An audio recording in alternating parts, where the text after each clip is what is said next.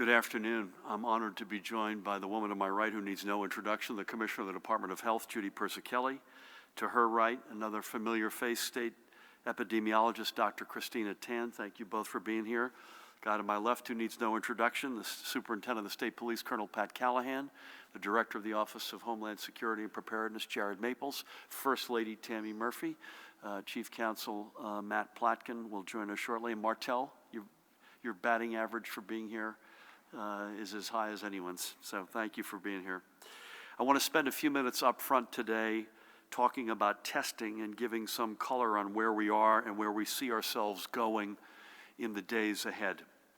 We're now roughly 1 month onto our road back, and as we've said many times before, our ability to stay on this road is guided by 8 words. Public health creates economic health, and data determines dates. Public health creates economic health means that every step of our restart and recovery must flow in a specific order, so residents know first and foremost that their health will be safeguarded from COVID-19. Without this trust, there can be no restart and recovery. No one is going to want to go to a restaurant or a store or a gym or frankly to the beach or a graduation if they don't have confidence that they can safely do so. Data determines dates means that we don't and frankly can't consider specific timetables until we meet our benchmarks on key factors. These concepts work together, and in our hospitals we've seen the numbers that we've needed to see to begin our restart. All the key metrics, as you can see, new and total hospitalizations, the numbers in our ICUs and on ventilators have all shown tremendous progress and improvement over the past month. We are now well past the peak. These numbers continue to go down practically every day. As you can see, a green ball is a good day, meaning it was lower than the day before. A red ball is a spike. And importantly, they also continue to go down across regions, meaning that we can move forward as one state. New hospitalizations continues to be the one that we watch most closely, but I also want to remind folks that we don't look at one-day spikes. Go back if you could, Dan. We don't look at one-day spikes when we look at trend lines. Judy and Christina and the rest of the team remind us that you may get some distortion in reporting from one day to the next, but if you look at 3 or 7 day rolling averages, you get a much clearer picture. But as you can see now, we also know that we're not done yet. There are still many, many people in our hospitals with COVID-19. While we're beginning to fall back to the pack among our neighbors and peer states, we are still more an outlier than an average, so we need to keep working. And we need to get more data. Our hospitals are a tremendous source of the benchmark data that we need. But more data means we get a fuller picture. More data means we get a better sense of where COVID-19 still exists and where hotspots could become flare-ups, so we could take quick corrective measures to stamp them out. And that data must come first and foremost from a rigorous testing program. Our goal has been to ramp up our testing by the end of this month to where we were conducting 20,000 tests a day. And I noted that that number would not be our ceiling, but rather a floor. In mid-March, we were running a few hundred tests a day, and we ramped up to 6,000 tests by the end of that month, and in April, we doubled it to 12,000 a day. I heard a few scoffs in this room and in other rooms when we said we'd be at 20,000 per day by the end of May. But look at how we've done over the past couple of weeks. These are, by the way, in thousands. By the end of last week, we had already far exceeded our 20,000 per day goal, and only a long holiday weekend seemingly interfered with our upward trajectory. But even so, that one on the right, the 25th of 16,000 tests, those were recorded on Monday, which was, I remind you, a national holiday. And here's how we compare with the rest of the country. We are ahead of 46 other states per capita, and we are still climbing. We know that our goals are well within reach, and that's a very good place for us to be, given where we were just 2 months ago. And the data that we get from these tests is invaluable. Look, we know that the coronavirus is out there and will continue to be out there. But look at the number of tests that are coming back with positive results. If we can flip over to the next one. Among the 30,000 tests recorded on May 23rd, only 7% showed a positive result. Judy can give you a little bit of a color in a couple of minutes by region, and that is very encouraging data indeed. The more people who do get tested, the stronger our data becomes. And the stronger our data becomes, the stronger our confidence will become that we can take the next steps in responsibly restarting our economy and getting our recovery underway. The reason we've been able to get to this point is because we have made building out our testing capacity a key priority. As of today, there are now 164 sites, both publicly and privately operated, up and running across the state. We've worked with our federal partners to not only keep our sites open at Bergen Community College and the PNC Bank Arts Center, but to also expand them at a time when they were leaving other states.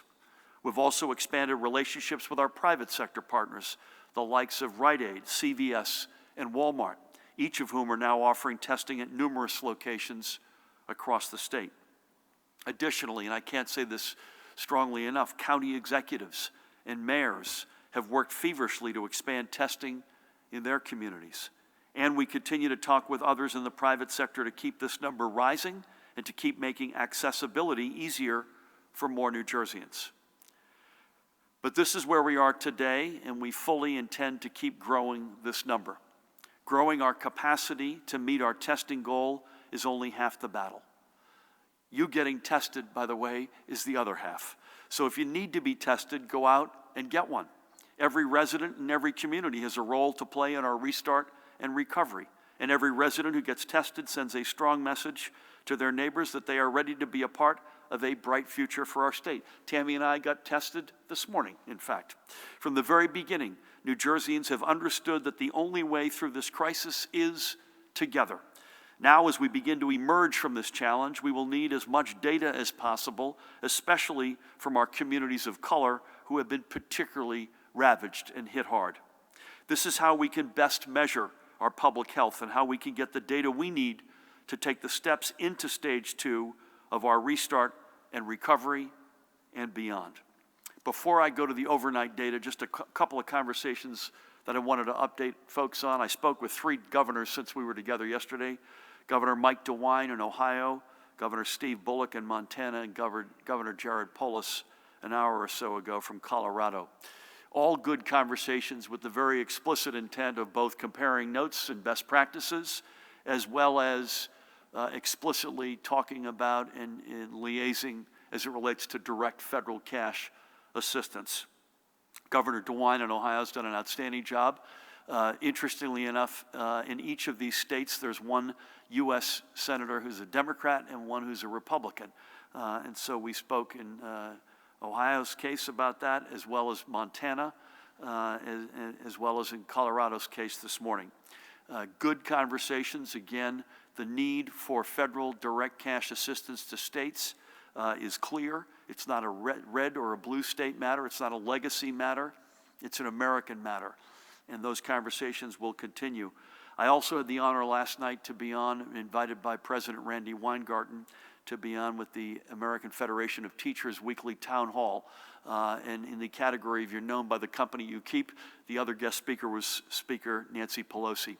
And again, we made the case, Speaker Pelosi, for the HEROES Act, which includes exactly what the doctor ordered in terms of direct cash assistance. And I made the case not abstractly, but I reiterated some of the high points or low points, as it were, from the stub budget that we announced on Friday, and talked very graphically about the consequences for our frontline educators, police, fire, EMS, healthcare workers if we don't get that federal cash assistance. So with that, let's turn our attention to the overnight numbers. Yesterday, we received an additional 970 positive test results for a current statewide total of 156,628. I didn't get that right yesterday. That's all since March 4th. Here's a trend line of the new cases. You can see that. Here's the daily positivity. As I mentioned previously, 7% for specimens collected on May 23rd. Here's the heat map that shows how far we have cooled down. Looking to our long-term care facilities, cases continue to be down from the peak. You can see 31,099 positive cases.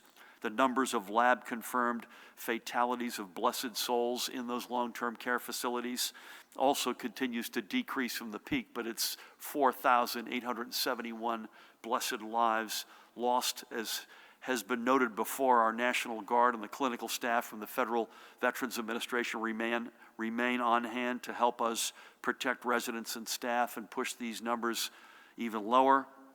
In our hospitals, the number of patients currently being treated for COVID-19 ticked up slightly yesterday to 2,761. Field medical stations reported just 16 patients. This is the breakdown of hospitalizations across region. The number of patients reported in either critical or intensive care decreased again to 768. Ventilator use held practically steady at 583. New hospitalizations yesterday were 241.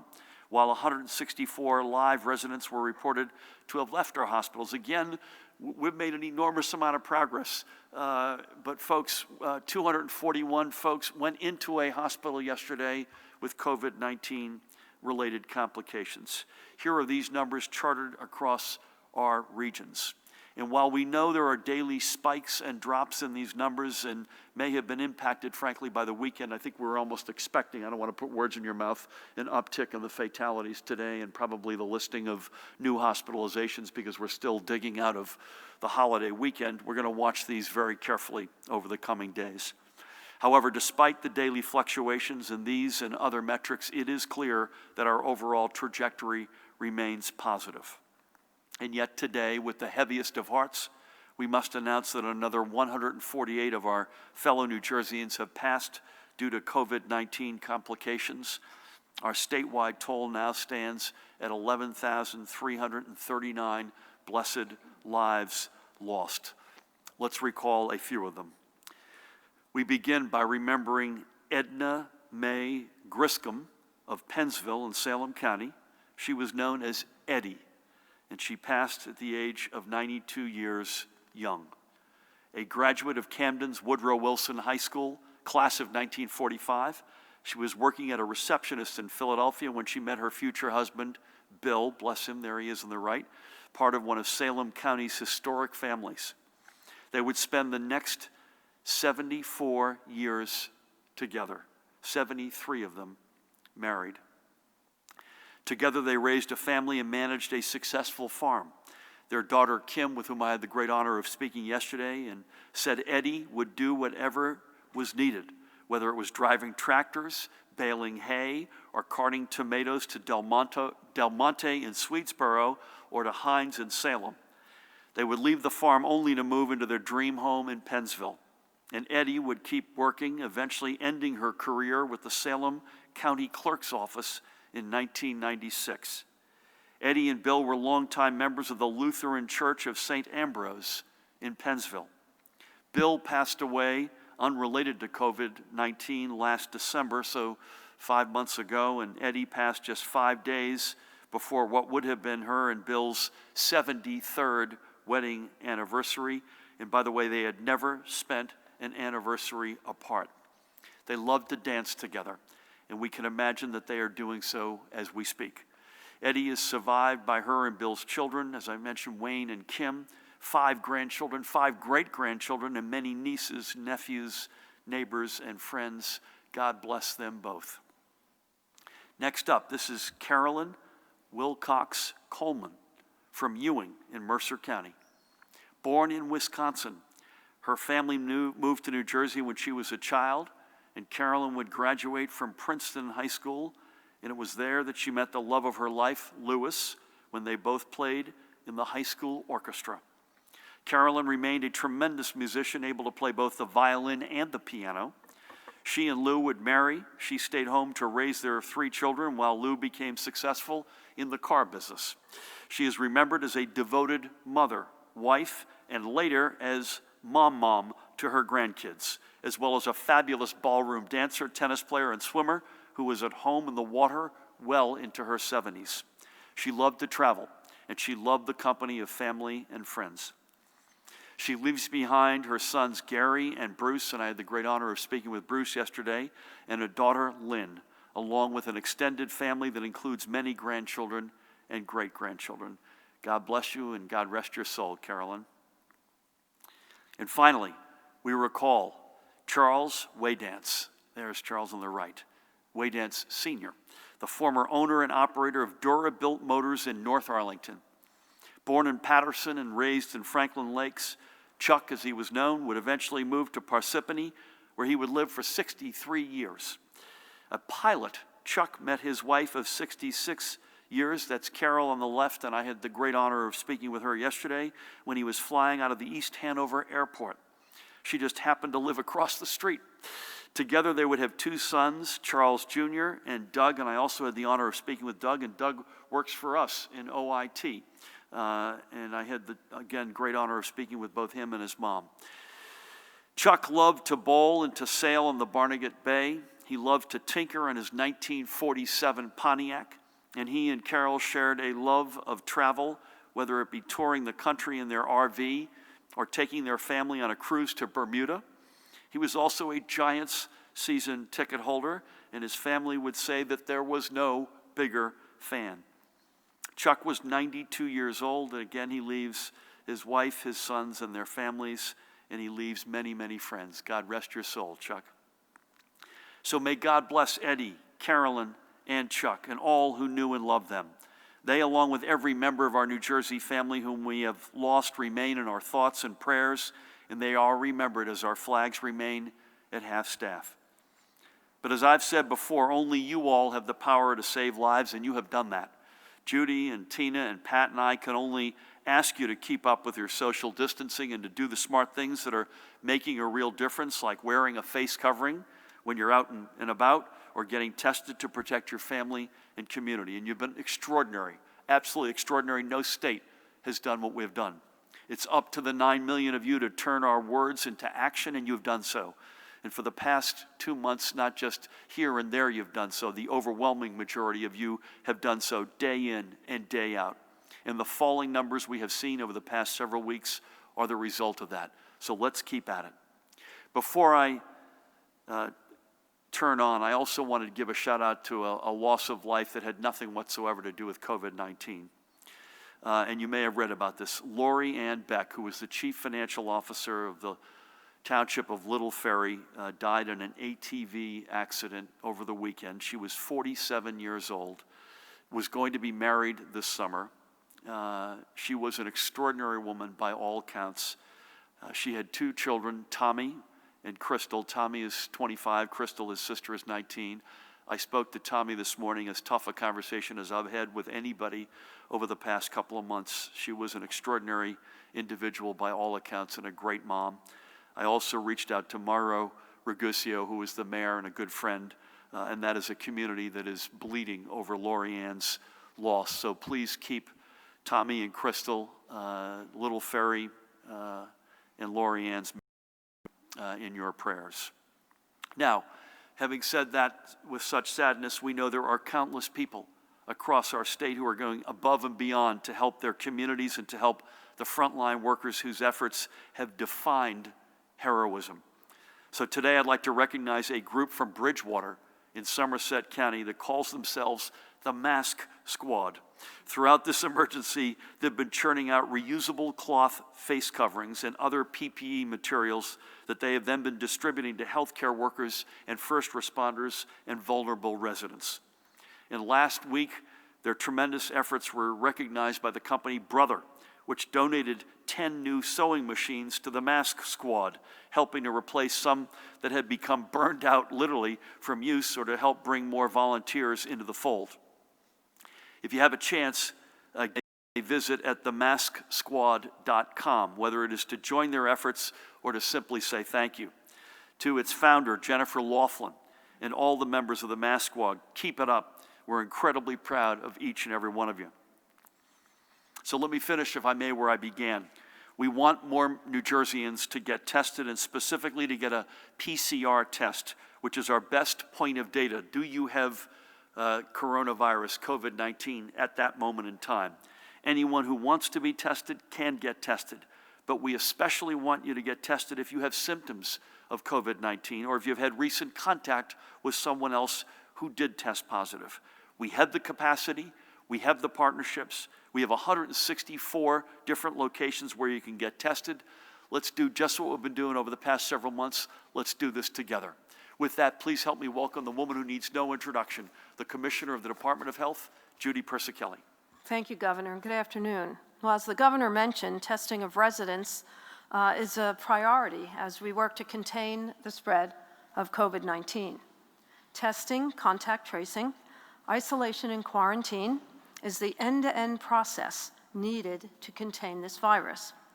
As shared previously, we have segmented our population into three main categories: vulnerable populations, priority and essential populations, and the general population. Testing has begun in all of our vulnerable population groups. Earlier this month, the department issued a state directive for mandatory testing in our long-term care facilities. That needs to be completed by the end of the month. We have received 100% of the long-term care facilities attestations that they are implementing their testing plans. In total, 86% of facilities have started reporting data on baseline testing. Overall, about 67% of residents who need baseline testing have been tested, with a positivity rate of 8 to 9%. 27% of staff who need baseline testing have been tested, with a 3 to 4% positivity rate. To help long-term care facilities execute testing, last week, the state distributed 97,000 test kits. The majority of them were dedicated to long-term care facilities, and we will be sending an additional 85,000 to these facilities this week. At our psych hospitals, universal testing of 1,238 patients has been completed, with 211 returning positive, and 792 staff members have been tested so far. 453 have returned positive. Universal testing has also been completed at all of our state's veteran homes, with 1,600 individuals tested at 3 facilities: Paramus, Menlo Park, and Vineland. The Department of Corrections has started universal baseline testing of staff and inmates, with 8,700 tests completed to date, 19% of which returned positive. We are currently working with Rutgers University to support their continued testing. We've partnered with local federally qualified health centers to ensure that migrant workers, our seasonal farm workers, and persons who experience homelessness and those who live in densely populated cities are tested for COVID-19. The FQAC partners are going to farms throughout the state and have tested 1,000 migrant workers with a 10% positivity rate. FQHCs have also tested more than 19,000 individuals in our urban centers, including at least 700 individuals who experience homelessness. In addition, plans are underway with a vendor to take testing to where the people are, using mobile units to underserved areas in our cities, focusing on Trenton, Atlantic City, Camden, Elizabeth, Newark, and Patterson to start. The department also issued a standing order to reduce barriers to testing by individuals to undergo testing without a prescription. Additionally, we expanded eligibility to enable testing of a wider range of symptomatic and asymptomatic individuals. We've been in communications with leaders of county testing sites, and we are working to get them the supplies they need to increase their capacity locally. Along with the expansion of testing, we are working to increase contact tracing to identify those who have been exposed to a positive case so immediate public health actions can be taken. We are assembling a contact tracing task force to guide this effort. Yesterday, I held virtual meetings with the regional health hubs in the state, and I want to thank them for offering to support our contact tracing efforts. These hubs operate the regional health information exchanges to gather health data to improve health locally, so they are well equipped to help us with this effort. There are currently 900 contact tracers in local health departments in our state, which have been ramping up all of this work.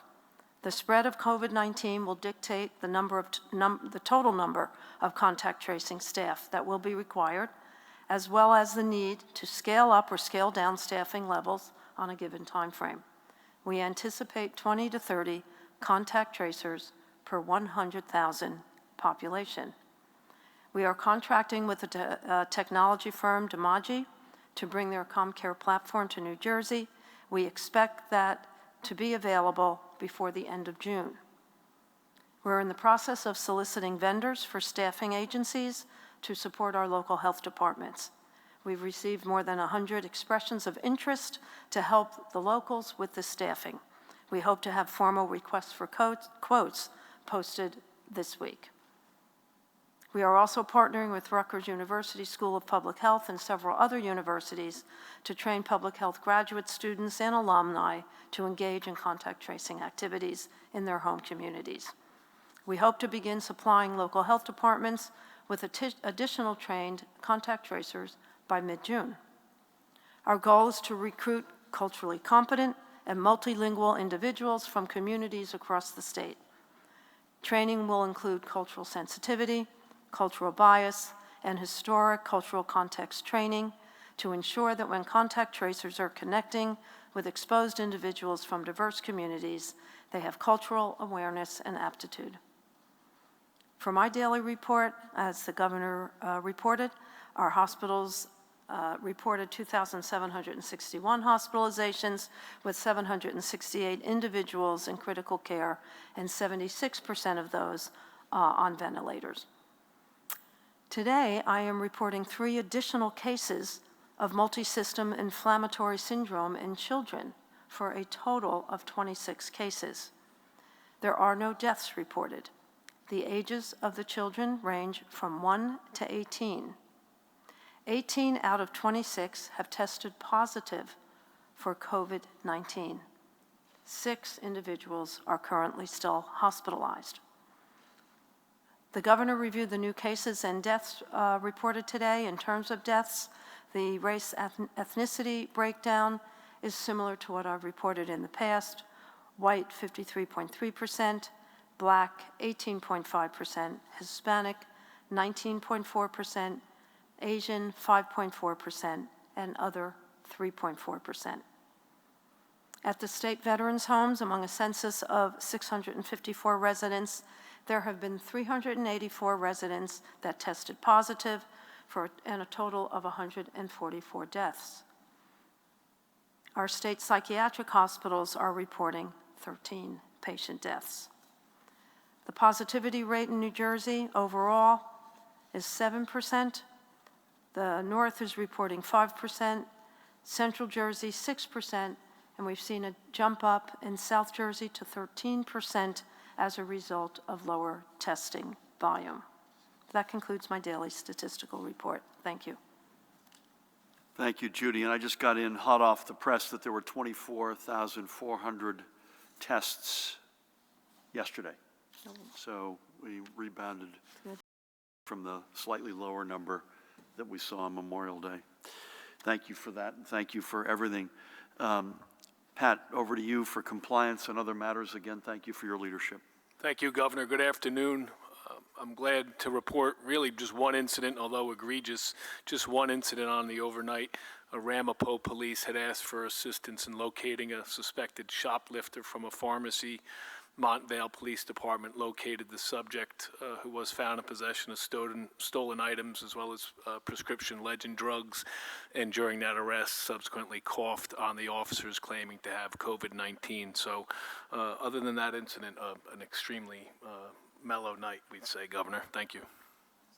May it always be that way. Thank you for that. Martell, we're going to start over here if we could. We are likely together, I've lost Dan, we're likely together at 1 o'clock tomorrow. We don't think there's a White House VTC, at least there isn't one at the moment. And given that the First Lady is here, I just want to give another shout out to the Pandemic Relief Fund, and the website is njprf.org. And they're doing extraordinary work across the whole spectrum of needs in our state right now. And they could still use all the support you can send their way. So a shout out to keep supporting the extraordinary efforts of that organization, and thank you for your leadership. Nikita, we're going to start down with you here. Hold on one sec. If you guys could, if folks keep it to a limit here, that'd be great. Thank you. Sure. Hi, Governor. I just have questions on one topic today, and that's vote by mail. So we've reported that thousands of return ballots have come in after the 2-day waiting period, and in some cases after a 7-day waiting period. That's 2,000 late ballots in Essex County, another 1,500 in Bergen. So, I mean, based on that data from the May 12 elections, do you think that 7 days will be enough for USPS to deliver ballots for the primaries? And also, do you have confidence in postmarks as the tool to decide whether or not a ballot is counted? Because we've also seen hundreds of ballots arrive without postmarks. What do you say to voters who cast ballots and then later find out that their vote isn't going to be counted? Do you have any plans to tinker with your executive order on the primaries? And the very last one is, when will new ballot applications be ready? I know that clerks didn't have them, the new ballot applications for unaffiliated voters and the like for the primary. I know that the clerks didn't have them yesterday, and though military members were supposed to, or ballots for military members were supposed to be sent out yesterday, I don't believe that happened either. So I don't have any plans to tinker with the executive order, and I do think both the postmark date and 7 days are sufficient, so those are adequate. Having said that, I want Matt to come back, or some combination of us will come back to you on the specific instances that you're referring to, and separately when we think the applications will be ready, which I don't have a ready answer for you, but if you could bear with us, we'll come back to you. Keep me on the stand and go back to Nikita on those. Thank you. Let's go back to Dustin. Let's go back, Dustin, Elise, and then we'll come back down front to Dave. Do you have any comment on the Turnpike/Garden State Parkway toll increases voted on today? Multiple speakers during the meeting said that the plan to widen the highways conflicts with your pledge to reduce emissions. Maybe I'm mistaken. I thought yesterday you said that there would be guidance issued today on graduations. And on Monmouth Park, do you envision allowing fans to attend its summer meet? If no fans, can Monmouth Park at least begin its scheduled meet on July 3rd without fans? And can the park open its stable area for the horses on Monday? So there is going to be guidance on graduation, but it's not coming from me. It's going to come from the Secretary of Higher Education and the Commissioner of the Department of Ed, and I assume it's sometime later by the end of the day, Dan, is that right? So can you bear with us on that? Secondly, I'm in no particular order here. Too early to tell on the fans. I was on with Moose and Maggie and got asked this question. I think the order will be, I hope that we can have racing without fans sooner than later, and then we're going to assess the question of fans, not just for racing, but I was asked about Jets Giants, which is a little bit further down the road, but not a lot further down the road. If they kept their schedule, exhibition games would be a month after that, so it's too early to tell on fans. Yeah, I don't see that. I don't agree with the premise. It's not your premise, but the premise that this is inconsistent with our objectives. First of all, I talk all the time about the fact that we're known for, the key attributes of our economy are innovation and infrastructure. And then I also talk about sort of what are the other ways you could describe it, talent and location. And we got to dominate those spaces. We can't get an A- on that. We're a corridor state. And I think when people really understand the specifics of it, they will appreciate, whether it's bridges that are way old in the Parkway or Turnpike, whether it's the 2-lane reality in the southern part of the state in the Turnpike, which can now be widened, whether it's the Newark Hudson. Matt, we needed you a minute ago, by the way. The Newark Hudson Turnpike extension. When folks see the specifics of what this means, I think they will understand this is not abstract. This is a real impact. This also, I think, takes the politics out of it. We've lurched too long. I said from the get-go we weren't going to kick the can down the road anymore on infrastructure. This is what it is. And it sort of extracts politics. Now there's going to be a plan, and it's I believe, the right plan. I'd say two things on the environment, Dustin. Number one, There's a whole lot of idling that goes on right now of cars. And over time, once this plan is executed, that will go down dramatically. And there's untold emissions that are coming out as a result of that idling and congestion. And secondly, the Turnpike Authority, and this is not by accident, they're going to put a lot of electric vehicle charging infrastructure into their rest areas. So, you know, I think this is right. We had this extraordinary reality. This is pre-COVID, so we're all, you know, we all have to go back to that moment in time. I think we're the 7th state in the nation on electric vehicle sales and the 49th in the infrastructure that underpins those vehicles. And so I want to stay 7 or even get higher, but the 49's got to come up, and the Turnpike Authority putting infrastructure, real infrastructure, into rest areas up and down the state is going to be a big difference. So that's where I would be on that. Let's go back to Elise. Elise, I can barely see you today. Hi, hello out there. Do you have any timetable to file a notice of interest to the Federal Reserve about the municipal liquidity facility? Thank you. I appreciate your economy of questions. No, but sooner than later. You know, I don't think there's an unending supply at the Fed, even though theoretically there is, and I don't want to miss our window. And, you know, this is, you look at what corporations are doing. I read a piece today that a whole range of big corporates have basically gone out and borrowed.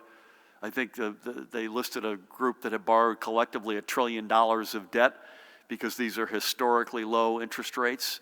We got to take advantage of that, and we have no choice but to get both bonding approved by the legislature in our own state, and then federal cash assistance coming our way as a result of action by Congress and a bill that the president, God willing, will sign. But the answer is sooner than later.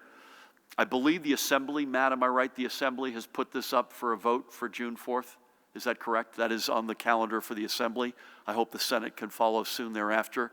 Again, I want to make sure we're at the front of the queue and not the back of the queue. Thank you.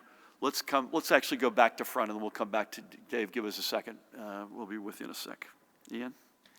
Governor, you've said the reopening of some non-essential businesses in parks and beaches hasn't given you concern. Folks are by and large acting responsibly. But at what point would we see a spike in the infection rate if there were to be one caused by the reopening? Thank you. Again, I salute your economy. I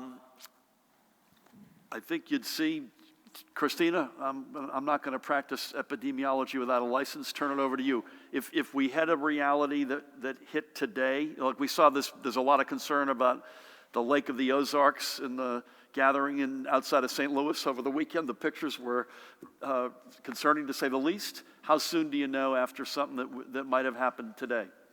We have to take into account the incubation period for SARS-CoV-2, the time it takes from the point of exposure to when the outer limit of when you're going to potentially show symptoms. So we would, if God forbid we actually had some sort of situation, we'd probably start seeing some sort of spike about up to 14 days from now. But again, we have to take into account, that there have been some gradual reopening efforts, and so, we would monitor that along the way, and we would probably see a lot of, we could potentially start to see issues about 5 or 6 days afterwards, because that's usually the median from which people, from the point of exposure to when they get symptoms, up to 14 days.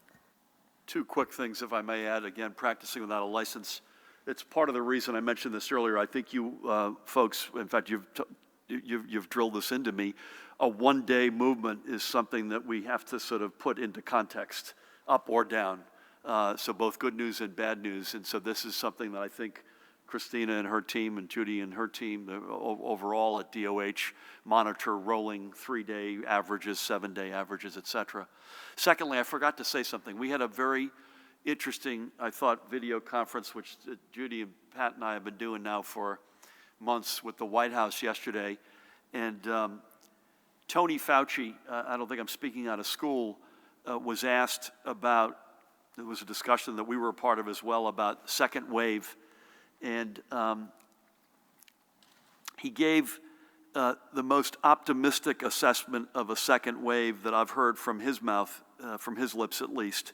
And it wasn't any different assessment as to the probability of a second wave. It was through testing infrastructure and contact tracing infrastructure and isolation capacity that we were far better equipped to deal with a second wave than we either were for the first wave as a country or than we have had been prepared in the past for second waves of things like H1N1. And again, I don't want anyone out there to think we can lay our arms down. I think collectively, even if we bat 1,000 on reopening the state responsibly, we're going to have flare-ups, period. And so we're preparing for that. That's part of the reason why that not only in my remarks, but in Judy's, in both testing and contact tracing, we are putting so much energy and effort and investment into that so that if not when there's a flare-up, we can quickly, be through testing, tracing, and isolation, contain that as best we can. So that's something I meant to mention earlier. Dave, good to have you back. Thanks, Governor. Good to be back. On the increased testing, could you flush out this whole issue for us in terms of how this data with more people getting tested is going to help us move into stage 2? You know, specifically what you're going to look at, how it's going to be digested, and then what that's going to mean for New Jersey moving forward. And the second and final question is with regard to the Turnpike Authority plan that was approved today. I understand you have made it clear that you're very pro-union. You said today that this is important to move infrastructure and to repair it and so forth. But you have hundreds of thousands of people in this state that are hurting financially. Some are struggling to put food on the table. And now, in the midst of the worst pandemic in the history of modern recorded history, we were forcing through a toll increase hearing that nobody could attend, that was sort of brushed aside, and now all of a sudden the plan is voted on today, and people were bemoaning the fact, I was listening to it, that they're hurting so badly financially. What do you say to those people? So I'll give a comment on the first, but Judy and Christina can answer the first one with more authority, certainly, than I can. Listen, the data, it's not just what data we will get, it's the data that we are getting and have gotten that is allowing us, when you look at a spot positivity rate that's in single digits and variations, really, I don't know if you said this, Judy, or not, but the number in the South, I think you felt, was due to a denominator issue as opposed to some flare-up, and we're going to obviously monitor that. Boy, that gives you a lot of confidence. And again, you take out the serology tests, and you're just now looking at do you have it at this moment in time? That's hugely valuable. So the more data we have in that respect, the more confidence we have. Dave, I would say this: I don't know when the last time tolls were raised on any of these Parkway or Turnpike or the Atlantic City Expressway, but it's been a long time. And as I said, I'm not doing this because it's necessarily popular, and I appreciate enormously the strain that folks are under right now. That's not in question. It never has been in question. But we need a state that's standing here a year from now, 5 years from now, 10 years from now. Yes, we're a proud union state, and we wear that as a badge of honor. But this is also about maximizing the hand that we have been dealt, and we have so underplayed that hand as a state for so long, and it has hurt us in so many ways in our economy, in exactly the part of the economy that's hurting right now, the middle class and those, as I was growing up, dreaming someday of getting into that middle class. So yes, you do have a lot of folks who are going to get great, good paying jobs to support their families out of this, but this, maybe not directly today, but indirectly, is a huge boost underpinning our economic prospects going forward. We are a corridor state. We're the densest state in the nation. To be able to maximize that hand and at the same time do it in a responsible way, and I believe it is in a responsible way, that gives us a huge asset that we have heretofore not had for far too long. Judy, anything else on testing? Sure. The most important containment activity that we have is isolation and quarantine. But in order to do that, you need to test people, find the positives, isolate positives, and find their contacts and isolate or quarantine depending on their symptoms. That's the best tool we have in our toolkit to stop the spread. Amen. Thank you. Sir, do you have anything? You good? Can we go, ma'am? How are you? Hi. I also can barely see you, but I know you're back there. I'm here. We've heard from at least one summer camp that has canceled its programming for the entire summer, and many parents are trying to make arrangements for the summer, unsure of if this is going to happen. Do you think any kind of summer camp can happen this summer? And also, when do you expect to release guidance on childcare? On? Childcare, Yeah. daycares? So the answer is I have a high degree of confidence, assuming that the numbers keep going in the right direction, that we can have summer camp activity. We're just not there yet. And we have I was going to say a small army. It's actually a fairly sizable army working on that right now. And I would also add to that daycare. You've got daycare, youth sports, summer camps, all of which are at a fever pitch in terms of putting together what we think are a responsible set of guidelines for folks. So please bear with us. We know there's a lot of demand for it. We're not sitting on our hands, I promise you.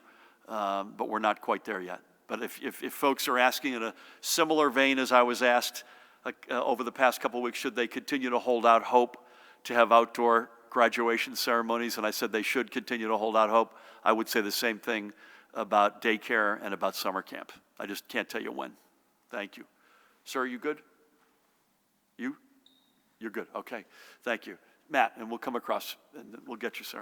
We won't forget you. So, Governor, there are major archdiocese officials in the state who say they're going to restart indoor masses as soon as this weekend. There's also a coalition of gyms saying they'll reopen after June 1. Just wanted to get your reaction on what these gyms and churches can expect from your administration and local officials. On unemployment, workers who've exhausted their unemployment benefits are now eligible for the extra 13 weeks. They've been telling us that they've received emails and texts last week saying they could begin certifying on May 24, last Friday. Curious, have those people started to be certified, and if not, when? Some of them have just been telling us that agents told them it won't be until June 8. And lastly, Governor, you've repeatedly said that nursing homes owners failed to perform. Curious what you think they should have done.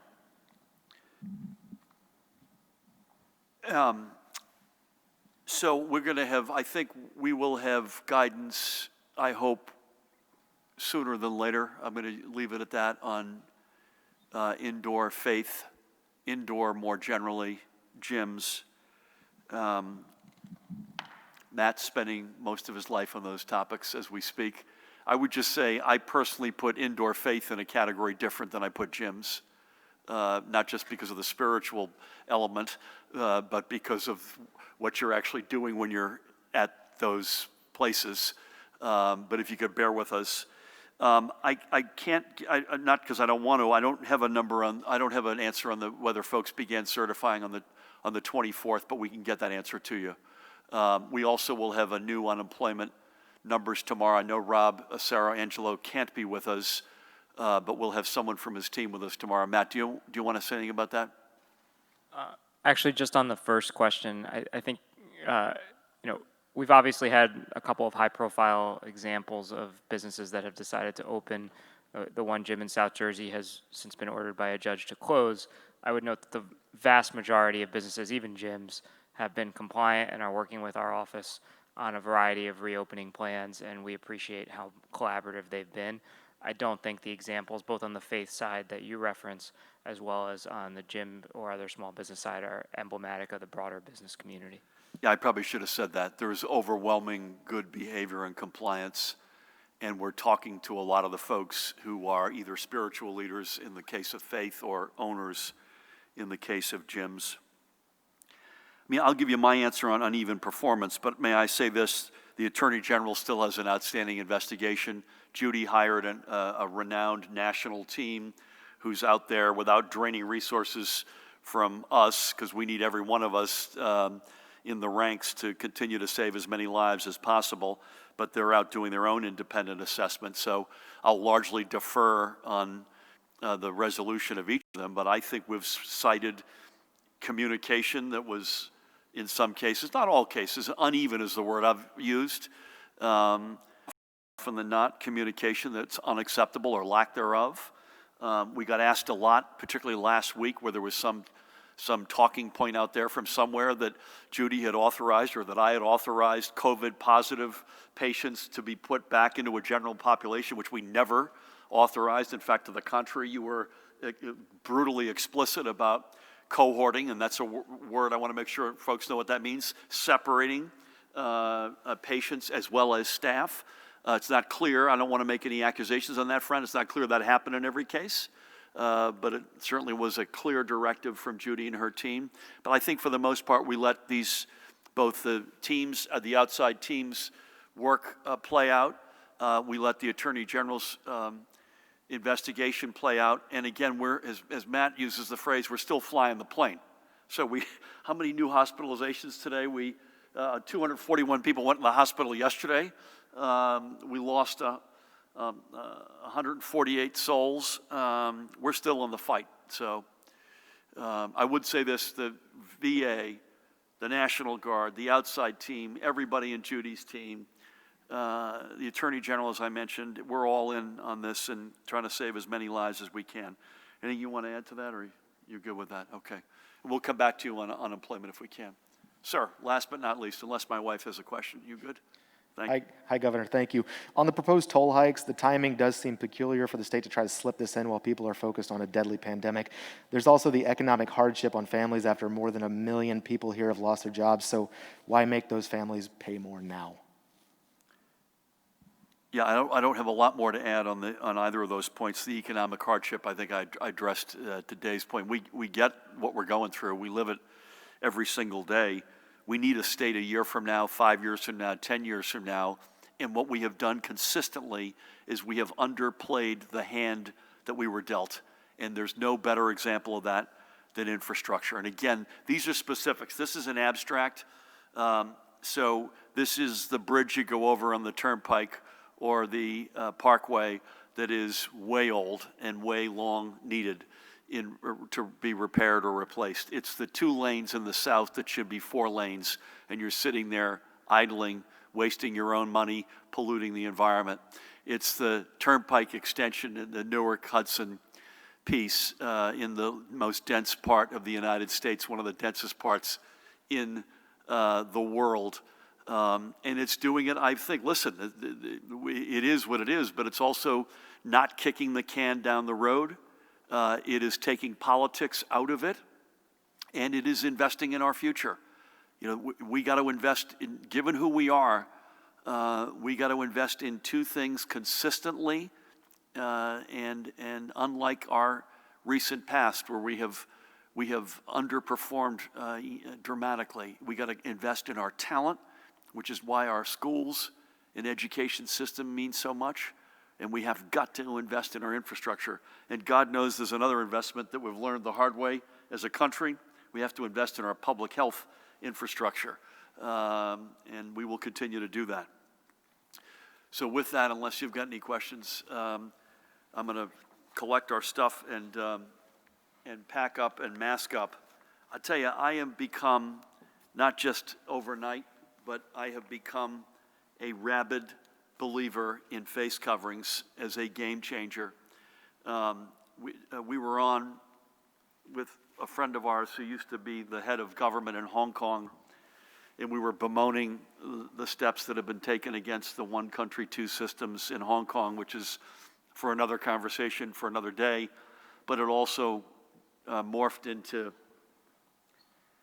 why has Hong Kong had the result in COVID-19 that's so dramatically different than in America, in particular in the greater New York reality that we have seen. And by the way, if you want to know what that reality is, there are about 1 million fewer people who live in Hong Kong than in New York City. They have had 4 deaths, 4 fatalities. And so we were back and forth with Anson Chan, and Anson said, listen, we've been gutted by viruses before in Hong Kong. We've been gutted by, in particular, SARS, bird flu, others. And the notion of masks, we lived there in the late 90s, and it was more, I wouldn't say everybody was masked up, but it was something you'd see regularly. They learned the hard way. And I say all that to give a shout out. I think the more we cover our face, the better off we're going to be. It's right, it's part of the Holy Trinity for me: social distancing, face coverings, washing hands with soap and water. I want to thank Judy and Tina, Pat, Jared, Matt, Dan, certainly Tammy. I want to thank you all, most importantly, out there for continuing to do an extraordinary job. The metrics that we're watching are allowing us to take steps without question, one after the other. More to come, assuming this progress keeps up. We have more to come, I think, sooner than later. Again, cannot thank you all enough for everything you've been doing. No state has performed like New Jersey, period. Full stop. Again, tomorrow we'll be with you unless you hear otherwise at 1 o'clock. Thank you all. God bless you all.